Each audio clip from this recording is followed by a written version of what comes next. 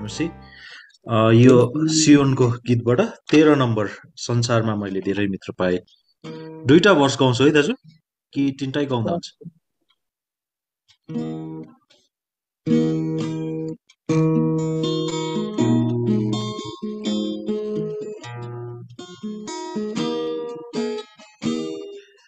संसारमा मैले धेरै मित्र पाएँ, सहायक हुन् सम्झी सदा रमाए। संसारमा मैले धेरै मित्र पाएँ, सहायक हुन् सम्झी सदा रमाए। दुर्दिन आयो चेताउनी बिना, दुर्दिन आयो चेताउनी बिना, मित्रगण मैले हराएछन्। बेसहारा धर्मरिन्दा ख्रिस्टमा पाए, बेसहारा धर्मरिन्दा ख्रिस्टमा पाए। तारानहर प्रभु मेरा, आँसु सहित स्तुति गर्छु, कृतज्ञता प्रदान गर्छु।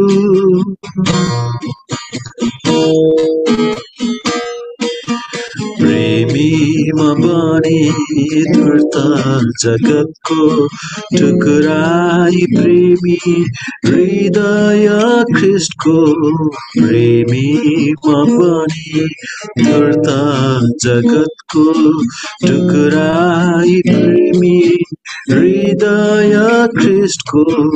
मोहित भएपछि लाग्दा जगतको, मोहित भएपछि लाग्दा जगतको।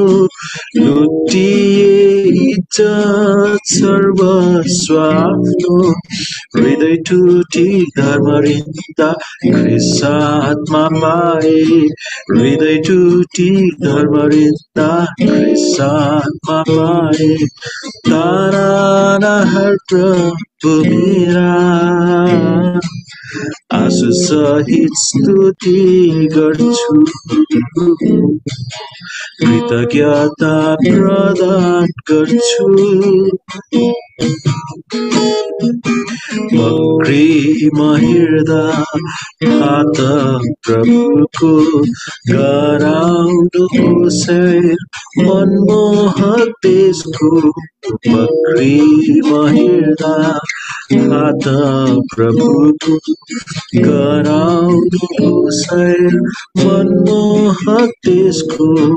बाटा थिए सुन्दर सजिएका फुलले, बाटा थिए सुन्दर सजिएका फुलले।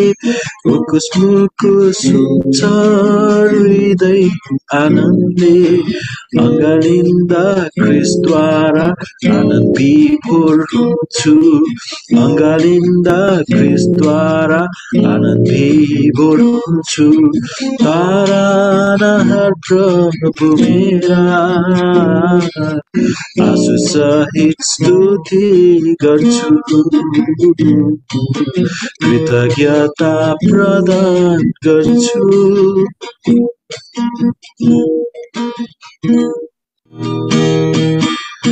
संसारमा सर्वश्रेष्ठ पुस्तक बाइबल, संसारमा सर्वश्रेष्ठ पुस्तक बाइबल। बढी मानी दिन बदिन जीवनमा सहायक बन्छ, ओ संसारमा सर्वश्रेष्ठ पुस्तक बाइबल। जय मसीह। आउनुहोस् हामी उत्पत्तिको किताबमा समय बचाउन लागि उत्पत्तिको किताब 3 अध्यायमा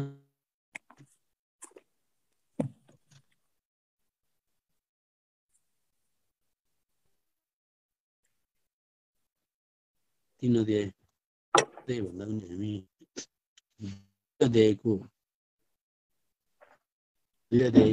हामी पढौँ 21 पद र 22 पदमा पढ्नु पर्यो। 21, 22, 23 पद पढ्नु पर्यो। अनि आदमले सबै घरेलु पशुहरूको, आकाशका पक्षीको र वनका सबै पशुहरूको नाम राखे, निम्ति तिनीसँग मेल खाने सहयोगी। अनि परमप्रभु परमेश्वरले आदमलाई गहिरो निद्रामा पार्नुभयो र तिनी सुते। अनि उहाँले तिनका करङहरूमध्ये एउटा निकाल्नुभयो र त्यसको ठाउँमा मासु भरिदिनु भयो। अनि परमप्रभु परमेश्वरले जुन चाहिँ करङलाई आदमबाट निकाल्नु भएको थियो त्यसलाई एउटा स्त्री बनाउनु भयो र उसलाई आदम कहाँ ल्याउनु भयो। 23 पद। अनि आदमले भने, यो त मेरो हाडहरूको हाड र मेरो मासुको मासु, ऊ नारी भनिनेछ, किनभने ऊ नरबाट निकालिएको हो। हामी यतिमै राखौँ, सानो प्रार्थना गरौँ। हाम्रो कृपामय परमेश्वर पिता, हामी तपाईँलाई धन्यवाद दिन्छौँ प्रभु यीशु मसीह मार्फत भएर।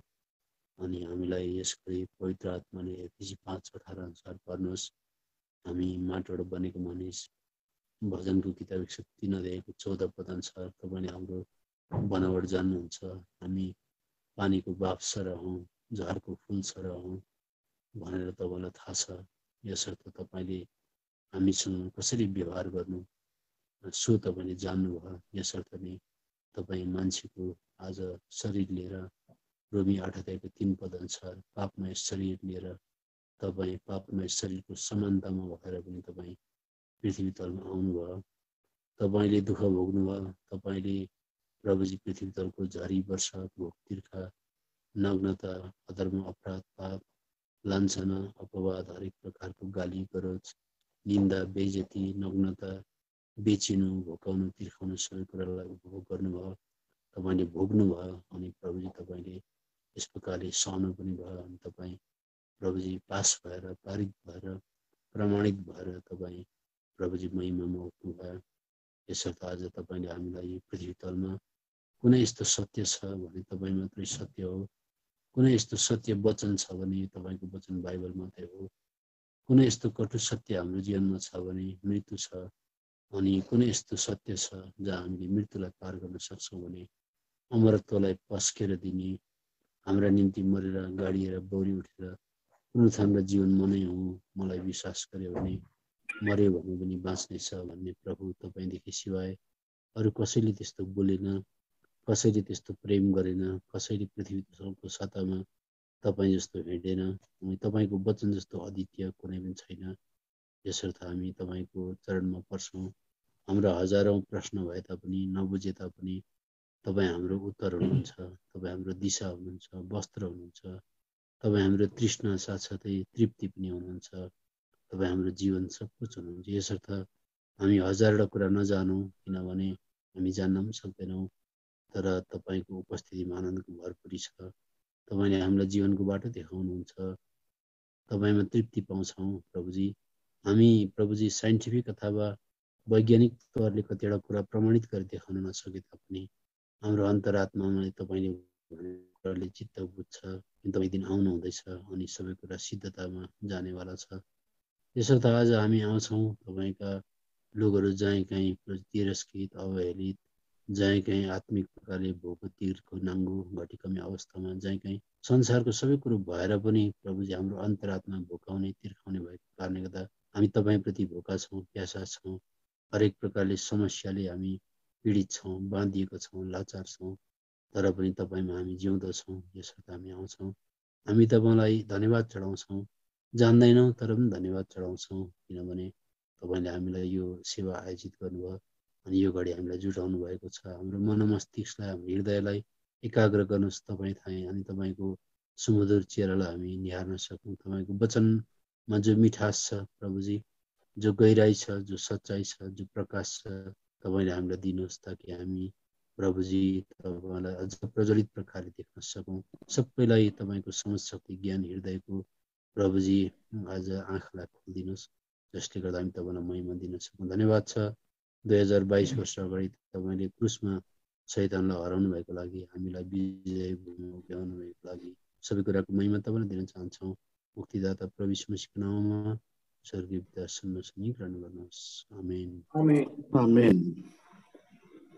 परमेश्वरले हामीलाई यो वचन जो बाइबल दिनुभएको छ, आज दाजु वीरेन्द्रले मलाई बिन्ती गरे भने अनुसार, अब हराए अनुसार भनौँ, दाजुले त मलाई के बिन्ती गर्नुपर्छ र अराए अनुसार अब केही नारीहरूको बारेमा बाइबलमा स्त्रीहरूको बारेमा विशेष स्त्रीहरूको बारेमा केही हेर्नु बताउन पाए हुन्थ्यो भन्ने कुरा राख्नुभएको कारणले गर्दा यद्यपि अब हामीलाई कुनै विशेष नारीको बारेमा विशेष नारीहरूको बारेमा अध्ययन गरेर भोलिको दिनमा हामीलाई खासै त इक्जाम गर्नु पनि छैन। हामीलाई सबै नारीहरूको बारेमा अथवा हामीलाई वीर वीराङ्गनाहरूको बारेमा सुरवीर सुरमाहरूको बारेमा अध्ययन गरेर भोलिको दिन हामीलाई लेख्नु त छैन। तर जसो भए तापनि हामी जसरी अध्ययन गरौँ हाम्रो लक्ष्य चाहिँ प्रभु यीशु मसीह हुनुहुन्छ अनि हामीले प्रभु यीशु मसीहमा भएर सबै कुरा अध्ययन गर्न सक्छौँ। यसर्थ अब आज सबै विस्तृत विवरण दिइबस्न त अब भ्याइँदैन, समय छोटो छ, मैले समयलाई निचोर्नुपर्छ। यसर्थ आज चाहिँ अलिकति हामीहरूको इन्ट्रोडक्सन भनौँ, एउटा परिचय भनौँ। मलाई हृदयमा प्रभुले हव्वाको बारेमा आदमको बारेमा अलिकति एउटा संयुक्त प्रकारले अध्ययन गर्ने सानो एउटा समय व्यतीत गर्ने प्रभुले मलाई बोझ दिनुभएको छ। त्यसर्थ हवा जो स्त्री मध्येमा सबै जीवितहरूकी आमा भनेर बाइबलले बताउँछ अनि परमेश्वरले यसरी आदमलाई गहिरो निन्द्रामा पार्नुभयो जसरी हामीले पढ्यौँ। अनि आदम गहिरो निन्द्रामा परिसकेपछि त्यो निन्द्राबाट जब उनी बिउजिँदाखेरि आदम कहाँ हवालाई प्रस्तुत गरियो भनेर हामी लेखेको पाउँछौँ। आदमकै छेउमा हवालाई बनाएको होइन। तपाईँले बाइबल पढ्नुभयो भनेदेखि यसर्थ हामी पवित्र विवाहहरूमा बेहुलाकोमा ल्याएर बेहुलीलाई प्रस्तुत गर्ने गर्छौँ। यो सच्चाइ चाहिँ बाइबलमा छ। प्रस्तुत भनेको कुनै अन्य जग्गाबाट अलिक टाढा जग्गाबाट ल्याउनु भनेको हो। त्यहीँको त्यहीँ उसले आदमले गहिरो निन्द्राबाट बिउजिने बित्तिकै त्यहीँ परमेश्वरले बनाउनु भएको थिएन हवालाई अलिकति परतिर लगेर बनाएको हामी कुरा पाउँछौँ। किनभने आदम कहाँ प्रस्तुत गर्नुभयो भन्ने कुरा हामी पाउँछौँ। त जे होस्, अब पहिलो मलाई हृदयमा बोझ के छ भने आदमलाई परमेश्वरले बनाउनु भयो। आदमलाई माटोबाट बनाउने बित्तिकै जब आदमको पहिलो आँखा खोलियो अथवा आदमले आँखा खोले तब आदमले हवालाई देखेका थिएनन्। यो कुरा हामी सबै विवाहित अनि अविवाहितहरूले बुझ्नुपर्छ। आदमको आँखा खोलिने बित्तिकै आदमले अदनको बगैँचामा धेरै स्त्रीहरूलाई घुम्दै गरेको पनि देखेनन्, धेरै ईश्वरहरू पनि देखेनन्। आदमले आँखा खोल्ने बित्तिकै पहिला चाहिँ परमेश्वरलाई देखे। यो कुरा सबै हामी विश्वासीलाई थाहा हुनुपर्छ। यो सत्य कुरालाई नबुझ्दाखेरि नै धेरै गडबड वैवाहिक जीवनमा पनि अनि अविवाहितहरूलाई पनि धेरै प्रकारको दिग्भ्रमित पार्ने, गलतफहमी ल्याउने, मिसअन्डरस्ट्यान्डिङ ल्याउने, अर्कै प्रकारको सुझबुझ दिने कारणहरू हुन्छ। त एउटा क्रिस्चियन भइसकेपछि, परमेश्वरलाई विश्वास गरिसकेपछि पहिला कुरा हामी यहाँ बुझ्न सक्छौँ, जब आदमको आँखा खुल्यो आदमले परमेश्वरलाई देखेका थिए। किन चाहिँ आदम र हवालाई परमेश्वरले एकैचोटि पनि त बनाउन सक्नुहुन्थ्यो। आदम र हवालाई एकैचोटि परमेश्वरले बनाउन सक्नुहुन्थ्यो। मानिलिउँ आदमको टाउको बनाइसक्यो, त्यस पछाडि हावाको टाउको बनायो, त्यस पछाडि आदमको घाँटी बनायो, हावाको घाँटी बनायो। त्यसो गर्दै गर्दै झन्नै बराबर बनाउँदै ल्याएर एकैताल परमेश्वरले जीवनको सास फुकिदिएको भए पनि आदम र हावाको आँखा एकैताल खोलिन्थ्यो। तर परमेश्वरले किन पहिला आदमलाई बनाउनु भयो, त्यस पछाडि हावालाई किन बनाउनु भयो? यसमा एउटा परमेश्वरले गरेको कामलाई हामीले सूक्ष्म प्रकारले म्याटिकुलसली हेऱ्यौँ भनेदेखि हामीले गहिरो अर्थ त्यहाँनिर पाउँछौँ। त जब परमेश्वरले भन्न चाहेको चाहिँ के हो, मलाई के लाग्छ भने जब आदमको आँखा खोलियो आदमलाई परमेश्वरले यो भन्न चाहेको, सबैभन्दा पहिला आँखा खोलिँदा चाहिँ तैँले मलाई देखेको हुनुपर्छ अथवा म चाहिँ तेरो निम्ति पर्याप्त हुनुपर्छ, म तेरो सब कुछ हुँ भनेर परमेश्वरले बताउन चाहेको। त सबैभन्दा पहिला तपाईँ र मैले घर परिवार छोराछोरी बालबच्चा हाम्रो नोकरी धन्दा पात काम धन्दा भन्दा पहिला परमेश्वरलाई देख्नुपर्छ। In the beginning God. हामीले पहिला परमेश्वरलाई देखेको हुनुपर्छ। हाम्रो सम्बन्ध परमेश्वरसँग पहिला आउँछ एक नम्बरमा, त्यो भन्न खोजेको। त्यस पछाडि परमेश्वरले जब फेरि हावालाई अलिक परतिर लगेर बनाउनु भयो हामी बुझ्छौँ। किनभने प्रस्तुत गर्नुभयो भनेको मतलब नै अलिक परतिरबाट ल्याउनु भयो, प्रेजेन्ट गर्नुभयो। त हावालाई पनि अलिक परतिर लगेर जब बनाउनु भयो, बनाएर जब हावाको आँखा खोलियो, हावाले पनि कहिले आदमलाई अथवा इभले, हामी जीवितहरू कि आमाले कहिले पनि पहिला आदमलाई देखेको होइन, पहिला परमेश्वरलाई देखेको। के भन्न चाहेको भनेदेखि चाहिँ पुरुष होस् चाहे स्त्री होस्, जोडा भन्ने कुरा बादमा आउँछ, जोडी भन्ने कुरा बादमा आउँछ, वैवाहिक सम्बन्ध भन्ने कुरा बादमा आउँछ।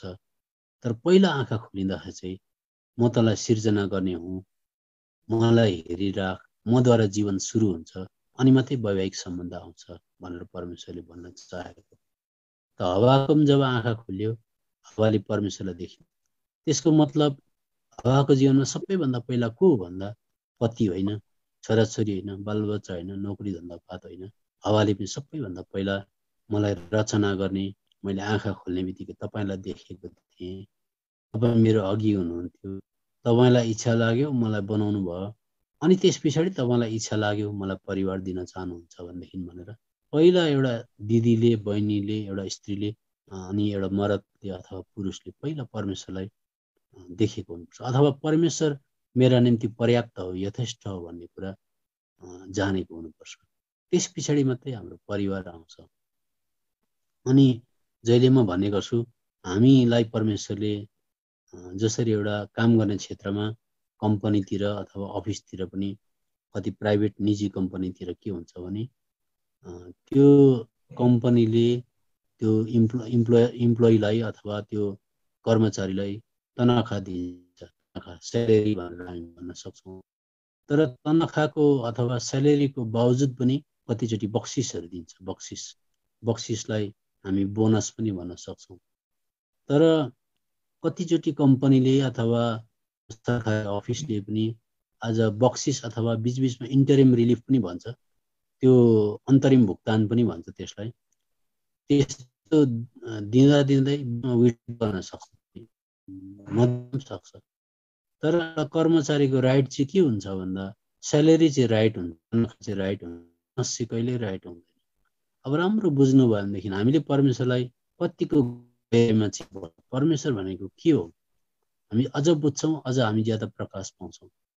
परमेश्वरले भन्नुभयो अब्राहमलाई, तेरो इनाम चाहिँ म हुँ भनेर लेखेको छु बाइबल। भन्नु मतलब हामी त्यसलाई हाम्रो जीवनमा सबैभन्दा पहिला हामी कर्मचारी हौँ ईश्वरको दाखबारीमा, अनि हाम्रो स्यालेरी चाहिँ परमेश्वर हुनुहुन्छ। उत्पत्तिको किताब 15:1 हामीले बुझेको छ भने पनि बुझ्ने कोसिस गरौँ। उत्पत्तिको किताब 15:1 यी कुराहरू पछि दर्शनमा परमप्रभुको यसो भन्ने वचन अब्राहम कहाँ आयो, हे अब्राहम नडराऊ, तिम्रो ढाल र तिम्रो अत्यन्त महान इनाम म नै हुँ। इनाम भनेको धन भने पनि, सम्पत्ति भने पनि, बाँचे पनि मरे पनि खटन गर्ने, जिउन दिने, रमाउन दिने, उज्यालो दिने, अँध्यारो देख्न दिने, भोलिको दिन आशा बाँचेर बाँच्नु पर्ने, मर्नु पर्ने, सबै कुरा मबाट बगेर आउँछ। त्यो त तिम्रो रहिरहने इनाम चाहिँ म नै हुँ, म कहिले परिवर्तन हुनुहुन्न। अनि त्यस पछाडि त्यो चाहिँ हामी स्यालेरी जस्तो अथवा हामीहरूको तनखा मानौँ। त्यस पछाडि संसारमा आइसकेपछि हामीलाई परमेश्वरले बक्सिसको रूपमा, बोनसको रूपमा स्वास्नी, छोराछोरी, हेल्थ अथवा स्वास्थ्य अथवा प्रतिष्ठा, मर्यादा, सम्मान, घर जग्गा जमिन, गाडी घोडा, कसैलाई सानो सानो एउटा केही चिज साइकल भए पनि परमेश्वरले जो पनि दिनुहुन्छ हामी जन्मेर आइसकेपछि त्यसलाई चाहिँ हामीले बोनस मान्नुपर्छ। अनि बिचमा परमेश्वरले त्यो बोनसलाई विड्र गर्न सक्नुहुन्छ। हाम्रो आज हाम्रो सँगै ओछ्यानमा बस्ने स्वास्नीलाई उहाँले लान सक्नुहुन्छ, हाम्रो हेल्थलाई उहाँले विड्र गरिदिन सक्नुहुन्छ, हाम्रो प्रतिष्ठा मर्यादालाई खोज्न सक्नुहुन्छ उहाँले, हामीलाई कुनै प्रकारले गरिब बनाउन पनि सक्नुहुन्छ। त्यति बेला हामीले परमेश्वर बोनस तपाईँले विड्र गर्न सक्नुहुन्छ, बक्सिसहरू, अलाउन्सहरू। तर मेरो स्यालेरी त तपाईँ हो, तपाईँ त रहिरहनु हुन्छ नि भनेर उहाँमा तृप्ति हामी छौँ भने, अघि मैले के भने आदमको आँखा खोलिँदा सबैभन्दा पहिला आदमले परमेश्वरलाई देखेको थियो। तपाईँ त हुनुहुन्छ नि त, सबै कुरा खोसियो भने पनि तपाईँ त हुनुहुन्छ नि त मेरो भनेर, किनभने मैले तपाईँलाई देखेको थिएँ नि पहिला, सबैभन्दा पहिला तपाईँलाई देखेको थिएँ। तपाईँबाट मेरो जीवन बगेर निस्किन्छ, तपाईँले मलाई सिर्जना गर्नुभएको, त्यस पछाडि पो तपाईँले मलाई बाँच्नको लागि, काम गर्नको लागि सहयोगीको रूपमा अनि काम गरोस् भनेर स्वास्थ्य लगायत तपाईँले मलाई अलिकति छिटो कहीँ पुगोस् भनेर स्कुटर साइकल दिनुभएको। तर पहिला चाहिँ मैले आँखा खोल्दा तपाईँलाई नि देखेको थिएँ नि भनेर जब हामी त्यस प्रकारको त्यो तृप्तिमा आउँछौँ, हाम्रो आदमको आँखा खोलिँदा परमेश्वरले आदमलाई उहाँलाई मात्रै देख्न दिनुभएको थियो। त्यस पछाडि हावाको पनि आँखा खोलियो। हावालाई पनि परमेश्वरले यही सम्बोधन गर्न चाहेको, यही भन्न चाहेको, यही सन्देशलाई दिन चाहेको, हेर हावा तिम्रो जीवनमा सबैभन्दा पहिलो म भनेर भन्न चाहेको। त्यस पछाडि मात्रै सबै कुरा आउँछन्। अनि परमेश्वर जीवनमा, एउटा क्रिस्चियनको जीवनमा जस्तो व्यवहार गरे तापनि तपाईँ मेरो इनाम हुनुहुन्छ, तपाईँ मेरो रहिरहने हुनुहुन्छ, तपाईँ मेरो यस्तो इनाम, यस्तो तपाईँ मेरो सम्पत्ति कहिले नखोसिने, परिवर्तन नहुने हुनुहुन्छ। अरू चिज तपाईँले मलाई जन्मेर आउँदाखेरि एड गर्दै लगेको, थप्दै लगेको, घटाउन पनि सक्नुहुन्छ भनेर भनिसकेपछि हाम्रो कुनै कुरामा व्यवहार गर्ने, सम्बन्ध डिल गर्ने कुरामा जब हामीहरूको कुनै पनि कुरामा गनगन हुँदैन, तब हामी आत्मिक जीवनको अति उचाइमा चढिसकेका हुन्छौँ। यो चाहिँ सबैले याद गर्नु पर्यो। जब तपाईँ र मलाई जीवनमा सानोभन्दा सानो एउटा हाम्रो प्रतिष्ठा मर्यादालाई खोज्ने सानोभन्दा सानो कुरा के आयो भने पनि यो जहिले याद गर्नुपर्छ, त्यो आउनुभन्दा अगाडि शैतानले परमेश्वरलाई गएर अनुमति मागेर अनि त्यो कुनै व्यक्तिद्वारा, कुनै शत्रु जस्तो व्यक्तिद्वारा, कुनै खराब परिस्थितिद्वारा त्यो हाम्रो स्वास्थ्यलाई खोज्न सक्छ, हामी बिमार हुन सक्छौँ, हाम्रो प्रतिष्ठालाई खोज्न सक्छ, हामीलाई भनाइ आउन सक्छ। तर त्यो आउनुभन्दा अगाडि चाहिँ अनुमति चाहिँ परमेश्वरलाई माग्नुपर्छ शैतानले। त्यसर्थ जब हामी सबै कुरा त्यहाँबाट बगेर आउँछ भनेर बुझ्छौँ, तब हामी कसैलाई पनि काहीँ चित्त दुखाउने, गन गर्ने, मन दुखाउने कारण के हुँदैन। हामी सबै कुरामा धन्यवादी हुन्छौँ। त्यो कुरा त्यहाँबाट हाम्रो जीवन सुरु हुन्छ। अनि परमेश्वरले आदमलाई यसरी गहिरो निन्द्रामा पार्नुभयो। अनि गहिरो निन्द्रामा पार्दा उनी मरेको जत्तिकै मरे तुल्य भए, उनी बेहोस भए, उनको केही होस थिएन। अनि त्यहाँबाट हामी के पाउँछौँ भने जसरी आदमले मरेर मात्रै मृत्युको त्यो अनुभवमा गएर मात्रै हावालाई प्राप्त गरे अथवा हावालाई आफ्नो बनाउन सके, त्यसरी नै त्यो दृश्य, त्यो उत्पत्तिको किताब 2 अध्याय 3 अध्यायमा हामी प्रभु यीशु मसीहलाई छर्लङ्गै देख्न सक्छौँ। प्रभु यीशु मसीहले तपाईँ र मलाई प्राप्त गर्नको लागि घोर निन्द्रामा जानु पर्यो। प्रभु यीशु मसीह मृत्युको निन्द्रामा जानु पर्यो। प्रभु यीशु मसीहको पनि एकदमै अहिलेको भाषामा भन्नु पर्ने अपरेसन भयो। अनि प्रभु यीशु मसीहले हरेक प्रकारको सङ्कष्टमा गएर, प्रसुति वेदनामा गएर तपाईँ र मलाई जन्माउनु भयो, अथवा तपाईँ र मलाई हृदयको टुक्रा मायाको आज के भने एउटा प्रभुले मलाई, तपाईँ र मलाई भेटाउनु भयो। अनि तपाईँ र मलाई त्यसरी प्रभु यीशु मसीहले जन्माएको, उहाँमा हामी भेटाइएको थिए। सजिलो प्रकारले तपाईँ र मलाई प्रभु यीशु मसीहले फेला पारेको चाहिँ होइन, त्यस्तो कुरा हो। अनि हामी यहाँ के पाउँछौँ भने स्त्री जो आदमलाई दिनुभयो त्यो चाहिँ एउटा सहयोगी थियो, हेल्पर थियो भन्ने कुरा। अब भोलि पर्सि हामी बिस्तारै बात मार्दै जान्छौँ। अब प्रभुले समय दिनुभयो भनेदेखि। तर जे होस्, आदमलाई हामी भन्ने गर्छौँ, विवाहतिर पनि हामी सुन्छौँ कि आदमलाई परमेश्वरले टाउकोबाट पनि, हावालाई टाउकोबाट पनि बनाउन सक्नुहुन्थ्यो, आदमको खुट्टाबाट बनाउन सक्नुहुन्थ्यो, हृदयबाट भन्ने कुरा। यो कति असल कुरा छ, हामीले यो बुझ्नु पनि पर्छ। हो, परमेश्वरले हावालाई आदमको करङबाट बनाउनु भयो भनेको चाहिँ एकदमै मध्य भागबाट बनाउनु भयो। त्यसबाट हामी के पाउँछौँ? परमेश्वरको, त्रिएक परमेश्वरको गुणलाई पनि हामी देख्न सक्छौँ। कसरी भन्दा परमेश्वर पिता अनि पुत्र एक हुनुहुन्छ। अनि यद्यपि उहाँको काम गर्ने तरिका पितामा भएर अर्कै देख्छौँ, पुत्रमा भएर अर्कै काम देख्छौँ, पवित्र आत्मामा भएर अर्कै काम देख्छौँ। हामी पवित्र आत्मा यसलाई वाटर डिस्टिङसन अथवा यसलाई छाप्नै छुट्याउन अहिले नसके तापनि हामीलाई थाहा छ अन्तरात्मामा कि पिता, पुत्र, पवित्र आत्मा एउटै हुनुहुन्छ है। जसरी उहाँ एउटै हुनुहुन्छ, हामीलाई पनि एउटै बराबर समानतामै बनाउन चाहेको, रूपमा बनाउन चाहेको।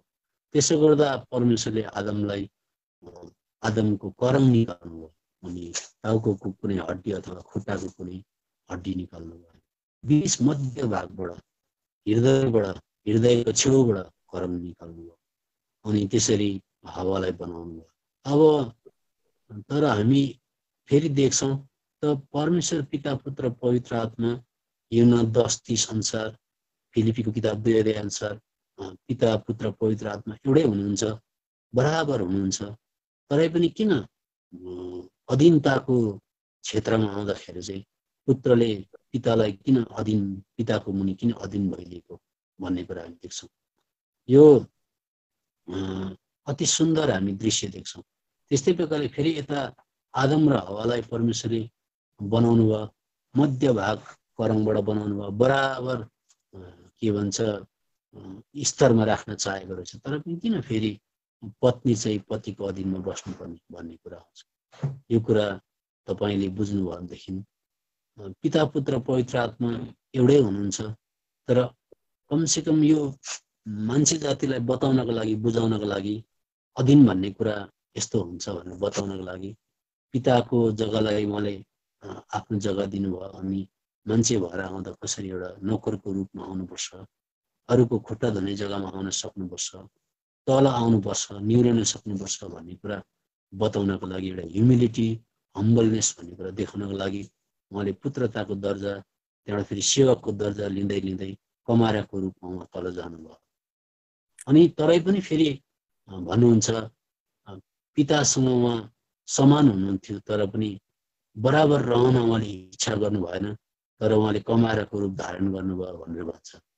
त्यस्तै प्रकारले यो पिता पुत्र पवित्र आत्माको एकता फेरि अधीनता भन्ने कुरालाई सही प्रकारले नबुझ्दाखेरि पनि पति र पत्नीको बिचमा जुन चाहिँ अधीन भन्ने छ यसलाई मिसइन्टरप्रेट गरेको, गलत प्रकारले तर्जुमा गरेको, अनुवाद गरेको हामी पाउँछौँ। कसरी भन्दा यो संसारमा चाहिँ हामीले अधीन भन्ने कुरा के देखेका छौँ भने प्रिन्सिपलको मुनि टिचरहरू अधीन बसेको, आर्मीको जेनरलको मुनि आर्मीको लेफ्टिनेन्ट कर्नेलहरू अधीनमा बसेको हामीले देखेका छौँ। अनि आर्मीको ठुलो अफिसरको मुनि अरू सबै मान्छे अधीनमा बसेको, सेल्युट हिर्काएको, सलाम ठोकेको हामीले देखेका छौँ। अनि त्यो अधीन देखेपछि त्यही अधीनताको हामीले अनुवाद गरेर यस मण्डलीमा ल्याउन खोज्छौँ। त्यहाँ चाहिँ कस्तो अधीन हुन्छ? क्रूर अधीन हुन्छ। त्यहाँ चाहिँ एकदमै दल्ने, हेप्ने, पोस्ट र पोजिसनको अधीन हुन्छ। अनि त्यहाँ चाहिँ एकदमै ठुलोले शासन गरिसकेपछि सानो मर्नुपर्छ। त्यहाँ बोल्न पाइँदैन, त्यहाँनिर हुकुम गरेपछि गर्यो। तर त्यो अधीन भनेको होइन। तर त्यो अधीनलाई हामीले चर्चमा ल्याएर अनुवाद गरे भने बुढीले जहिले पनि बुढाको अधीन बस्नुपर्छ भनेर चाहिँ डगमेटिक टाइपको भनेको चाहिँ एकदम क्रूर खालको आर्मीको शासन जस्तो प्रकारको अधीनताको कुरा गरे भने चाहिँ मेल हुँदैन। तर कस्तो अधीन भन्दाखेरि राजा रानी जस्तो अधीन हुनु पर्यो पति र पत्नीको बिचमा। राजा रानी कस्तो प्रकारले बसेको हुन्छ भन्दा पति चाहिँ राजा जस्तो अनि पत्नी चाहिँ फेरि नोकरी जस्तो होइन। किनभने पिताले पुत्रलाई काम सिद्ध्याइसकेपछि तल राखेको छैन। पिताले पुत्रलाई पृथ्वी तलमा पठाएर काम सिद्ध्याइसकेपछि जहाँनिर पिता हुनुहुन्थ्यो त्यही सिंहासनमा लगेर राखेको हामी देख्छौँ, दाहिनेपट्टि भन्छ। त्यो राजाले जहिले पनि रानीलाई दाहिनेपट्टि राखेको हुन्छ, जहिले याद गर्नुहोस् यो कुरा हो। त्यसले गर्दा पतिले पत्नीलाई चाहिँ रानी जस्तै ट्रिट गर्न सक्नुपर्छ, अर्थात् सबै कुरामा सहभागी, बराबर अधिकार भएको, सल्लाह लिने। तर पनि फेरि रानीले चाहिँ राजाको जुन चाहिँ अथोरिटी छ त्यसलाई हस्तक्षेप गर्दिनन् रानीले। तर पनि चौकी एउटै, राजाले के गर्दैछ रानीलाई सबै थाहा हुन्छ। अनि राजाले जति सम्मान पाउँछ रानीले पनि बराबर पाउँछ। त्यसले गर्दा यो प्रकारको अधीनता एउटा परिवारमा परमेश्वरले प्रभु यीशु मसीह पवित्र आत्मा र परमेश्वरको बिचमा भएको जुन चाहिँ समानता छ त्यो समानतालाई ल्याउनु हो भनेदेखि चाहिँ मलाई लाग्छ बुढी बिमार हुँदा बुढाले पनि बराबर लुगाफाटो धुनुपर्ने, भाँडा बटुका धुनुपर्ने, घरको सबै काम गर्दा भयो, बुढीको पनि लुगा धुँदा भयो। अनि जसरी बुढा बिमार हुँदाखेरि अथवा बुढालाई अरू नर्मल समयमा बुढीले खाना पकाएर दिन्छ त्यस्तै प्रकारले बुढाले पनि त्यही प्रकारले गर्नुपर्ने हो। अनि यो प्रकारको भयो भनेदेखि चाहिँ एकादोस्रोलाई अन गर्नुपर्छ भन्छ नि अङ्ग्रेजीमा, अन। एकादोस्रोलाई मनले जित्न सक्नुपर्छ। करकापले प्रेम कहिल्यै पाइँदैन। अनि यो भयो भने मात्रै एकपल्ट हाम्रो दानियल अङ्कलले बताउनु भएको थियो, हुन त औरत जातिलाई परमेश्वरले विशेष जाति बनाउनु भएको छ। 10 जना ज्ञानी ज्ञानी पुरुषहरू एउटा घरमा छन् अरे, एकदमै ज्ञानी बुझकी प्रभुलाई पाएकै पुरुषहरू छन् अरे भनेदेखि त्यो घरमा स्त्री जाति छैन भने एक कप चिया पनि त्यहाँ अगाडि आउँदैन। ज्ञान र ठुल्ठुला आदर्शका कुराहरू त्यहाँनिर हुन्छन्, बिहानदेखि बेलुकासम्म पेटको कैसो चिया आउँदैन त्यहाँ। तर त्यो जग्गामा लाटी लाटी भए तापनि, कपाल नकोरेको भए तापनि एउटा दिदी बहिनी छन् भने तिनले पानी ल्याएर त्यो तिनले गर्दा त्यो घर उज्यालो हुन्छ। विशेष प्रकारको श्रेणी अनि विशेष प्रकारको बनावट, विशेष प्रकारको सहनशीलता, विशेष प्रकारको धैर्य, विशेष प्रकारको एउटा उनको उपस्थितिले, एउटा दिदीबहिनीको उपस्थितिले त्यो घरलाई एउटा मनोरम बनाउँछ। मतलब कस्तो राम्रो प्रकारको बनाउँछ। परमेश्वरले विशेष प्रकारको बनाउनु भएको छ। तरै पनि हाम्रो दानियल अङ्कलले बताउनुहुन्थ्यो कि नानी चाहिँ के भन्छ, आमाले हेर्नुपर्छ, नानीको लुगा पनि आमाले फेरिदिनुपर्छ, ढाङ्ना पनि आमाले धोइदिनुपर्छ, सबै कुरा पाहुना आउँदा चिया पनि ल्याइदिनुपर्छ। तर कतिचोटि अब हामीहरूको नेपाल अनि भारतवर्षमा उहिलेदेखिको कल्चर संस्कृति पनि सरेर आएको हुन्छ। संस्कृतिलाई जब हामीले भित्र ल्याउँछौँ, चर्चभित्र ल्याउँछौँ, परमेश्वरको वचन हामीदेखि डेभिएट भएर जान्छ, अलग भएर जान्छ। त संस्कृति के हो भन्दा बुढीले पकाउनुपर्छ, बुढीले भाँडा धुनुपर्छ, बुढीले लुगा धुनुपर्छ, बुढाले खाइसकेपछि मात्रै बुढीले खानुपर्छ भन्ने यस्तो खालको उहिले उहिले परम्परादेखि यस्तो कुराहरू चलेर आएको। अनि यही कुरालाई हामीले प्र्याक्टिस गर्दै गर्दै गर्दै गर्दै ल्याइसकेपछि हाम्रै विश्वासीमा पनि मसँग कतिजना भेट हुन्थ्यो। अनि एक समयमा मैले घरको सबै लुगाहरू धुँदै थिएँ, अनि मैले मेरो पनि धोएँ, मैले मेरो श्रीमतीको पनि धोएर सुकाउँदै थिएँ। तर त्यति बेला एकजना विश्वासी आइपुगे। अनि आएर उहाँले भन्नुभयो, ठुलो दाजुले, अरे भाइ तपाईँले अन्त बहिनीको पनि लुगा धुनुहुन्छ भनेर उहाँ त आश्चर्यचकित हुनुभयो। अन्त मैले भने धुन्छु, ज्यादातर त मेरो श्रीमतीले धुन्छन्, तर मौका पाउँदा सक्दा भ्याउँदा हराएको छ भने म धुन्छु, यसमा ठुलो कुरा केही छैन। अनि मलाई कता कता कस्तो कस्तो पनि लाग्यो। तर पछाडि हाम्रो दानियल अङ्कलले गलातीको किताब 3 अध्याय पल्टाएर चर्चमा यो कुरा प्रष्ट गराउनु भयो। अब यो त आज हामीहरूको एउटा इन्ट्रोडक्सन मात्रै हो। हामी 12 जना विशेष नारीहरूको बारेमा हेर्नेवाला छौँ भविष्यमा, प्रभुले समय दिनुभयो भनेदेखि। तर हामी यहाँनिर गलातीको किताब 3 अध्याय पल्टाउँछौँ पहिला, किनभने बाइबल अध्ययन भन्ने कुरा एकैछिनमा सकिने पनि होइन। हामीले केही कुरा प्रभुबाट सिक्न सक्छौँ। गलातीको किताब 3 अध्यायको यहाँनिर 28 पदमा, अब त्यहाँ न यहुदी रह्यो, न ग्रिक, न कमारा, न स्वतन्त्र, न पुरुष, न स्त्री, किनकि ख्रिस्ट येशूमा तिमीहरू सबै एक हो। हेर्नुहोस्, अब यहाँ हामी पढेर जाँदा सजिलो छ, तर दिदी बहिनीले घर परिवारमा त्यो एक बराबर सहभागी हुने, सबै कुरा बुझ्ने, अनि सबै कुरा बुढासँग बसेर बातचित गर्ने, सरसल्लाह गर्ने, यस्तो खालको कतिवटा परिवारमा हुँदैनन्। अनि कति परिवारमा, क्रिस्चियन परिवारमा, प्रभुलाई पाएको परिवारमा पनि दिदीबहिनीहरूले खटिरहेको, दाजुभाइ गफ लडाइरहेको, लामो होइन पाकेन क्या हो चिया भनेर गरेर कराउँदै गरेको, तर आफै चाहिँ गएर त्यहाँ अलिकति हेल्प नगरेको, यस्तो कुरा हुँदा अलिकति त्यो गलाती 3:28 अक्षरश पुरा भएको हामी देख्दैनौँ। त्यसले गर्दा कतिजना बुढाहरूले नबुझेर होला, दानियल अङ्कलले भन्नुहुन्थ्यो। अनि 2-3 जना नानी रोइरहेको छ भने बुढीले बुढालाई लगेर नानी काखमा राखिदियो भने एकछिन उसले एउटा विचित्रको चिज भेटेको जस्तो गरेर हल्लाउँछ अरे क्या त। अब मरद मान्छेले नानीलाई फकाइ हेरेको अथवा लै भनी हेरेको, एकदम केही त्यो प्लास्टिकको चिज जसरी गुडिया हल्ला जस्तो हल्लाउँछ अरे एकछिन चाहिँ क्या त, झट्कारी हेर्छ अरे। अनि झन् साह्रो नानी रुन्छ, अन्त फ्यात्तै फेरि बुढीकै काखमा फ्याँकिदिन्छ।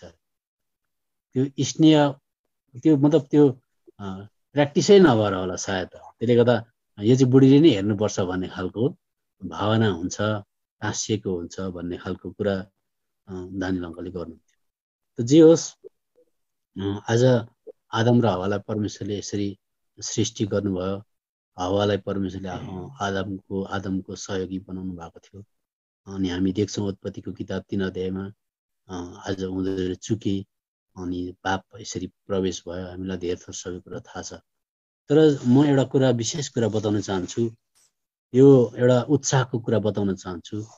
उत्पत्तिको किताब 3 अध्यायमा जुन कुरो लस भयो, जुन कुरो नोक्सान भयो, जुन कुरो ठुलो हानि भयो, उत्पत्तिकै किताबमा धेरै जसो सबै कुरा फेरि पनि पुनर्स्थापना भएको अथवा हुनेवाला सबै कुरा परमेश्वरले त्यति बेलै सबै कुरा तय गरिसकेका हामी कुरा पाउँछौँ। अब कसैले मलाई पढ्न सहायता गरिदिनु होला, म बिस्तारै बिस्तारै बताउँछु। हामीले जे जति गुमायौँ, आदम र हवा, आदममा भएर भनौँ अथवा हवामा हामीले जे कुरा पनि गुमायौँ, हामी भविष्यमा हेर्नेवाला छौँ। तर सबै कुरा पुनर्प्राप्ति भइसकेको छ। आज पुनर्प्राप्ति भइसकेको छ। अब पुरा हामी कसरत गर्नुपर्छ, हुनेवाला छ होइन। बाइबलले भन्छ भइसकेको छ भन्छ। यो कुरा चाहिँ म तपाईँलाई उत्साहको लागि बताउन चाहन्छु। कलसीको किताब आउनुहोस् यहाँनिर 3 अध्यायको कसैले मलाई पढिदिनुहोस् 9 र 10 पद। कलसी 2 अध्यायको 3 अध्याय भनेपछि माफ गर्नुहोस्, कलसी 2 अध्यायको 9 र 10 पद कसैले पढिदिनु होला, मलाई सहायता गर्नुहोस्।